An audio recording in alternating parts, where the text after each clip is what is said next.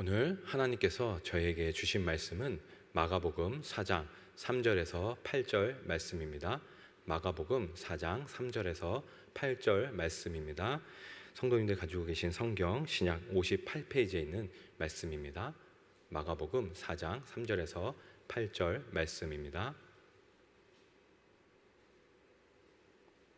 다 찾으신 줄 알고 제가 봉독 드리겠습니다. 들으라, 씨를 뿌리는 자가 뿌리러 나가서 뿌릴새 더러는 길가에 떨어짐에 새들이 와서 먹어버렸고, 더러는 흙이 얕은 돌밭에 떨어짐에 흙이 깊지 아니하므로 곧 싹이 나오나 해가 돋은 후에 타서 뿌리가 없으므로 말랐고, 더러는 가시떨기에 떨어짐에 가시가 자라 기운을 막음으로 결실하지 못하였고, 더러는 좋은 땅에 떨어짐에 자라 무성하여 결실하였으니 30배나 60배나 100배가 되었느니라 하시고. 아멘. 이것은 하나님의 말씀입니다. 우리 성도님들, 이렇게 또 만나 뵈서 반갑습니다. 아까 제가 아이스크림 질문 제가 해보려고 했는데요, 조혜영 전도사님께서 먼저 하셨기 때문에 저는 다른 질문을 드리겠습니다. 아이스크림 원하시는 아이스크림, 좋아하시는 아이스크림 드셨나요? 저는 저기 준비되어 있는 아이스크림 중에 조스바를 가장 좋아하는데, 조스바 먹으면 어떻게 되시는지 아시죠? 입술과 혀가 색이 변합니다. 그래서 오늘 설교라서 부득이하게 참고 있다가 설교 끝나고 먹으려고 기대하고 있습니다. 이 무더운 여름날 어떻게 잘 보내고 계신가요? 아프지 않으시고 더운 날 더위 잘 이겨내시고 잘 지내시는지요? 저도 담임 목사님 전에 그 전주에 저도 코로나가 걸려서 좀 고생을 했는데 지금 목소리가 저도 계속 기침이 멈추지 않더라고요. 그래서 찬양할 때도 기침 나오고 지금 말씀 읽는데도 참고 있는데, 혹시라도 제 목소리가 불편하시거나 혹시 기침이 나오더라도 약간의 또 양해 말씀 먼저 드리겠습니다. 우리 성도님들은 말씀의 씨앗, 이 2024년 지나가는, 벌써 2024년이 이제 8월 지났죠. 이제 3분의 2가 지나고 남은 4개월이 남았습니다. 이 한 해 동안 준비하셨던, 또 기대하셨던 그 말씀의 씨가 우리 성도님들 마음속에 잘 자라고 있는지 한번 여쭙고 싶습니다. 어떻습니까? 잘 자라고 있으신가요? 기도하신 대로, 뜻하신 대로 잘 자라고 있나요? 아니면 더 길게 봐서 여기 다 계신 분들이 저보다 더 훨씬 어른이신데 삶을 돌아보시면은 어떻게 또 말씀들이 잘 자라서 지금 하나님을 잘 만나고 있나요? 오늘 이 본문에 나오는 이 씨 뿌리는 자 비유, 우리 성도님들 다 아실 거라고 생각됩니다. 유명한 비유죠. 이 본문의 씨 뿌리는 자 비유는 이 비유 중에서도 이 마가복음 4장 그리고 마태복음 13장, 누가복음 8장에서 나오는 가장 먼저 등장하는 대표적인 예수님의 비유 말씀입니다. 또 이 비유가 대표적인 이유가 되는 것 중에 하나가 바로 해설을 갖고 있다는 데 있습니다. 오늘 읽지는 않았지만 이 본문, 오늘 읽었던 본문 8절 이후에 보면은 예수님께서 이 비유에 대해서 아주 상세히 또 편하게 해설해 주시는 것을 우리가 말씀을 통해 볼 수가 있습니다. 어떤 내용이죠? 이거 성경을 안 봐도 다 아는 내용이죠. 우리가 농부가 한밭에 씨를 뿌렸는데 4가지 유형이 나타났다는, 4가지 땅에 뿌려졌다는 것입니다. 하나는 길가, 하나는 돌밭, 하나는 가시덩굴, 하나는 좋은 땅, 이렇게 뿌려졌다는 것이죠. 여기서 씨는 하나님 말씀입니다. 다 아시겠지만 다 하나님 말씀입니다.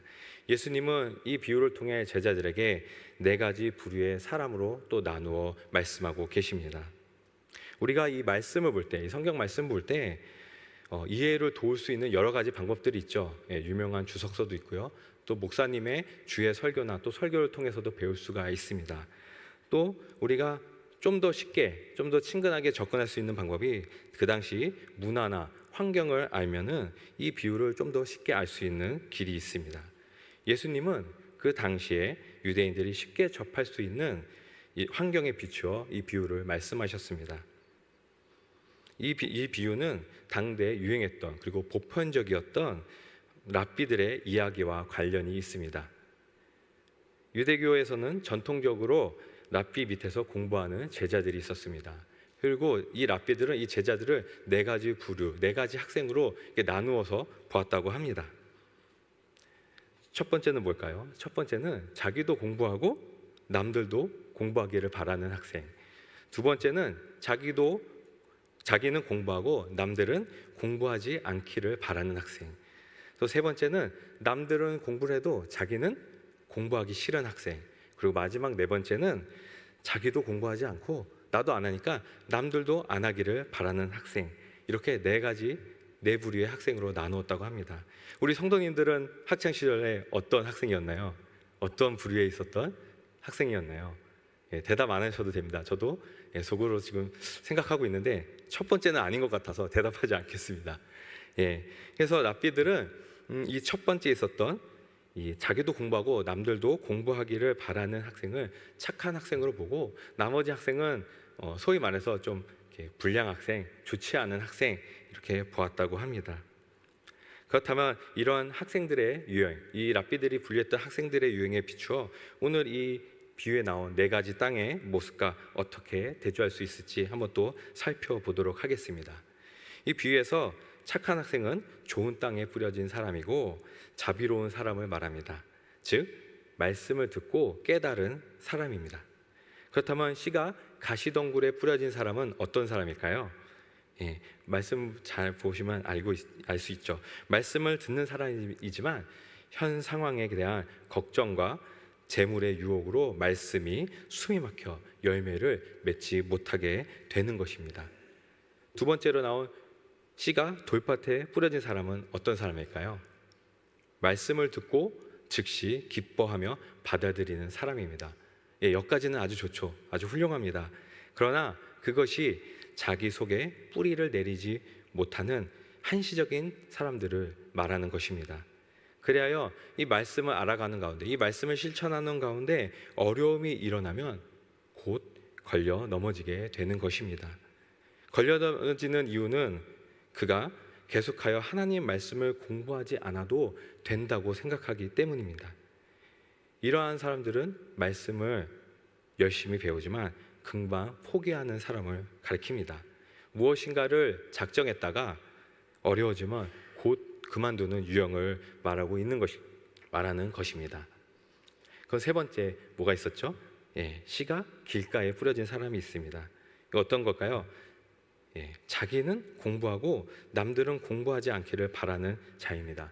말씀을 공부해도 깨닫지 못할 때에 악한 자가 와서 그 마음속에 뿌려진 것을 강탈하는 것과 같다고 말하고 있습니다.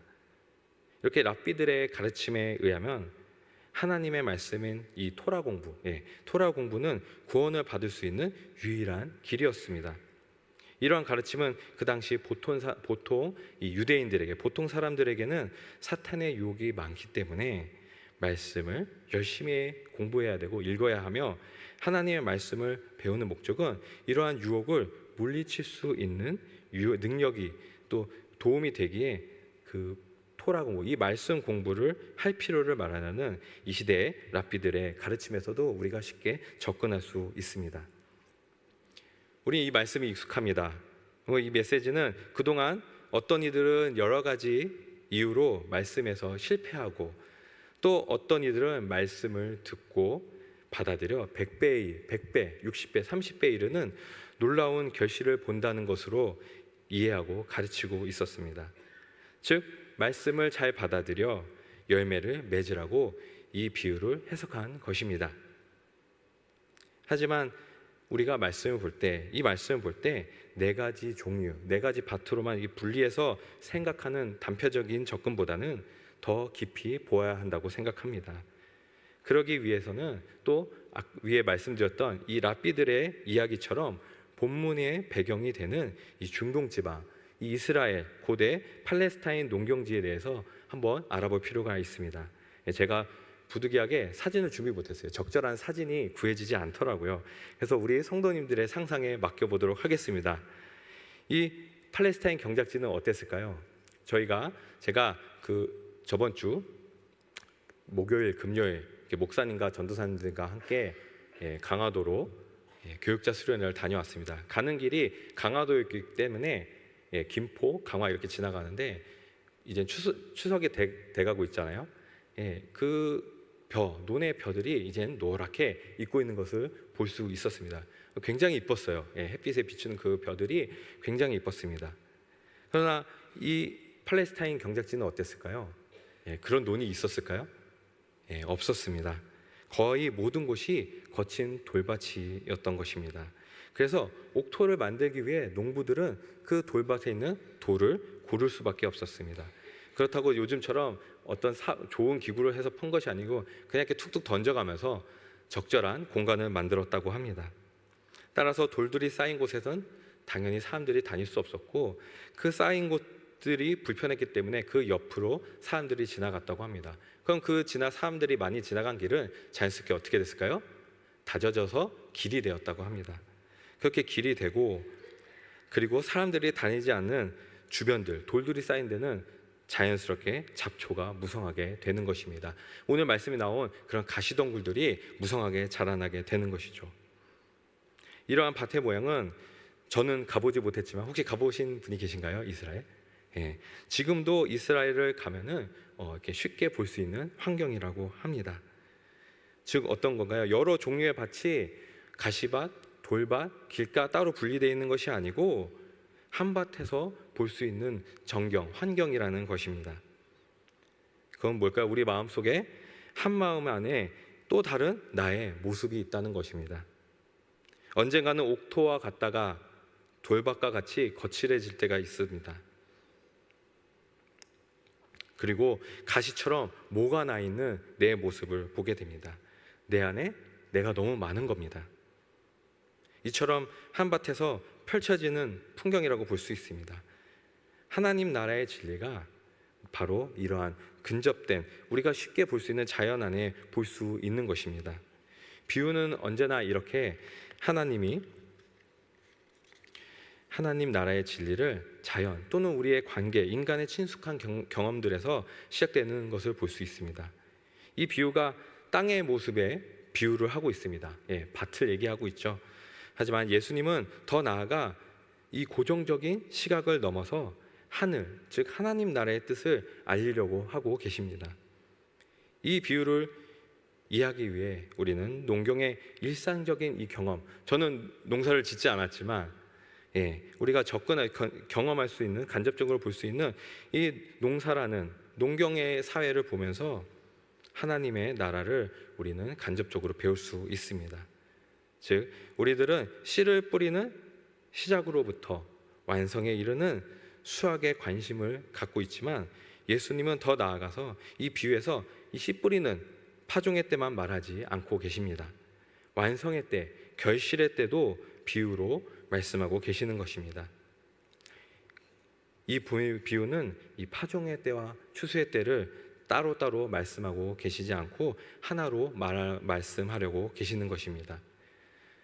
이 농사를 짓는 농부는 어떻습니까? 여러분들, 뉴스나 이런 사회적 이슈를 보면은 씨를 한 번 뿌리는 것으로 만족하지 않습니다. 그냥 이렇게 좋은 논밭에 씨를 뿌리고 나서 알아서 잘 자라겠지 놔두는 농부가 있습니까? 아무도 없죠. 그 씨가 잘 자라고 결실을 맺을 때까지 물도 주고 계속 돌아보는 것을 볼 수가 있습니다. 결실에 관심을 갖는 농부는 파종만으로 만족하지 않고 자기가 뿌린 씨앗에 관심을 놓치지 않습니다. 비가 와도, 바람이 불어도, 태풍이 불어도 농부의 관심은 어디에 있죠? 밭에 뿌린 그 씨, 그 수확에 기대를 하고 있습니다. 가뭄이 와도 농부의 끝없는 관심은 오직 결실을 위한 노력에 있습니다. 옥토를 가꾸는 이 농부는 한 번 뽑은 잡초에 돌부리에 만족하지 않습니다. 한 번 뽑았으니까 됐어 한다고 잡초가 안 자랍니까? 아니죠. 잡초는 계속 자랍니다. 계속 자랍니다. 그래서 농촌에서 결실을 가꾸는 이 농부는 뒤돌아보기 무섭게 자라나는 잡초가 있다 하더라도 농부는 계속 잡초를 뽑고 또 뽑아버리는 것입니다. 억수로같이 비가 퍼부어 농지가 물에 잠기게 되어도 농부의 관심은 다시 그 열매가 잘 맺기를 준비하는 것이고 또 관리하는 것입니다. 이렇게 하나님 나라의 비유로서 이 비유는 좋은 결실을 위해 씨 뿌린 자의 파종의 수고와 또 추수의 수고가 결코 분리될 수 없음을 강조하고 있습니다. 이 비유가 의도하는 또 다른 관심은 어디에 있을까요? 바로 실패에 있습니다. 하나님 나라가 숱한 실패의 경험을 포함한 최종적인 결과를 말하고 있는 것입니다. 예수님은 실패의 경험을 열어놓는 것과 동시에 최종적으로 그 결실에 그 비유를 들고 계십니다. 이 비유에서 씨가 어디에 떨어집니까? 길가, 돌밭, 그리고 가시, 그리고 좋은 밭에 떨어집니다. 좋은 밭을 빼고는 어떤가요? 씨가 잘 자랄 수 있나요? 잘 자랄 수 없어요. 즉 손해가 나타나는 것입니다. 이는 거듭되는 실패를 얘기하고 있습니다. 그러나 한 번 더 깊게 생각해 보면 실패도 이 농사의 과정의 일부이며 언제나 일어날 수 있는 일상적인 사건일 뿐이라는 것입니다. 좋은 결실을 맺는 과정은 순탄하지 않습니다. 우리 여기 모든 성도님들 살아오시면서 성공만 하신 분들 계십니까? 있으시면 제가 한번 경험담을 듣고 싶은데 성공만 누리는 분은 아마 거의 없을 거라고 생각됩니다. 누구나 한 번쯤은 실패하고 더 많게는 2번, 3번, 10번 이상의 실패를 하기도 됩니다.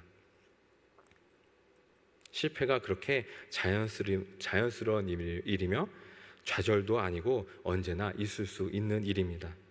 쓰라린 실패의 경험이란 더 나아가 또 사탄에 의한 것만도 아닙니다. 하나님께서 우리에게 시련을 주실 수도 있다는 것입니다.